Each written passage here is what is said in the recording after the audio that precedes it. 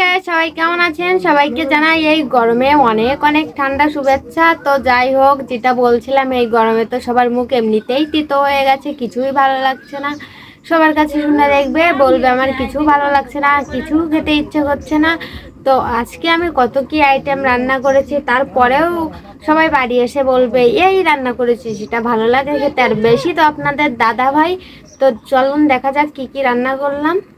এই যে দেখো, কুমড়ো, আলু আর ট্যাংরা মাছ দিয়ে কত সুন্দর করে রান্না করে রেখেছি। এইখানে আরো একটা রান্নাই চলছে। এই যে তিতো রান্না করছি, মানে শুক্তো রান্না করছি। আমাদের এখানে তিতো বলে, শুক্তো বলে। কালারটা দেখো কত সুন্দর এসছে। তারপরেও তার মুখে রুচবে না, বলবে এসব দিয়ে কি ভাত খাওয়া যায়, এ করা যায়, তাও করা যায়। তাই জন্য আজকে একটা নতুন রেসিপি রান্না করব। এমনিতে রান্নাঘরে ঢুকলে ঘেমে টেমে অবস্থা ভীষণ খারাপ হয়ে যায়। আর তারপরে যদি বলে ইটা খাবো না, ওটা খাবো না, আর যদি বলে কি রান্না করে দেবো সেটা বলো, তো তখন বলবে তোমার যেটা ইচ্ছা সেটা রান্না করো, তোমার যেটা ভালো লাগে সেটা রান্না করো। হ্যাঁ, তো আজকে হচ্ছে রান্না করব মাছের ডিম দিয়ে টক। তো কে কে ভালোবাসো মাছের ডিম দিয়ে টক খেতে, অবশ্যই কমেন্টে জানাবে। এই যে দেখো, মাছের ডিমগুলো এখানে রেখে দিয়েছি। আবার অনেকে বলবে এটা নোংরা, এটা কিন্তু নোংরা না।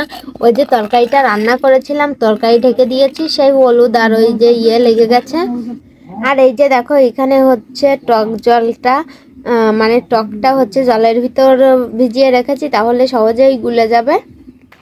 এই যে তিতো মানে শুক্তোটা রান্না করা হয়ে গেছে। এবার হচ্ছে এটা নামিয়ে নেব।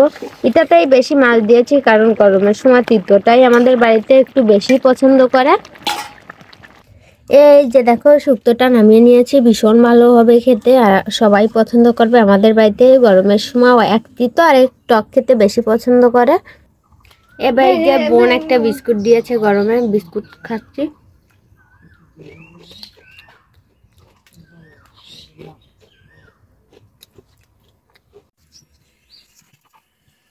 তো কড়াইটা হচ্ছে গরম হয়ে গেছে। কড়াইতে এবার হচ্ছে সয়াবিন তেল দিয়ে দিলাম।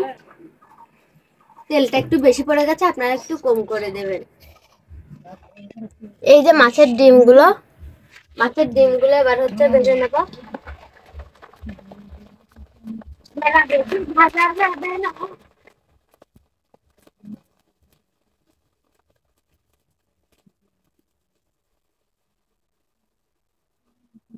অবস্থা দেখেছেন কিভাবে ছুটাছুটি করছে।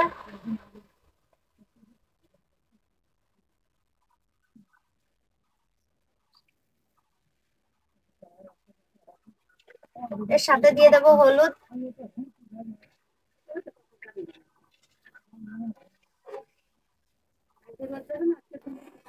তো বন্ধুরা, এবার টকটা ঢেলে হচ্ছে সম্বরা দিয়ে দেব।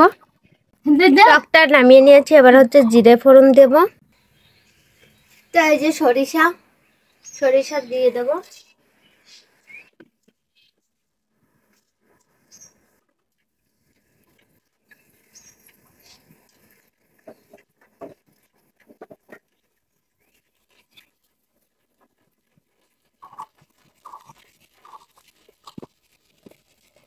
এই যে দেখো, সরিষা কিরম চেটাং চেটাং করে ফুটছে। এবার এর ভিতর দিয়ে দেবো হচ্ছে লবণ।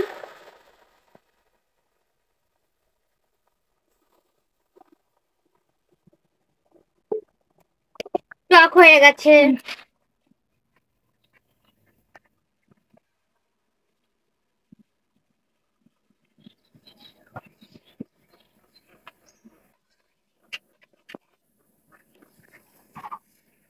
টক রান্না শেষ। তো ভিডিওটি ভালো লাগলে সবাই লাইক কমেন্ট করবেন। টাটা।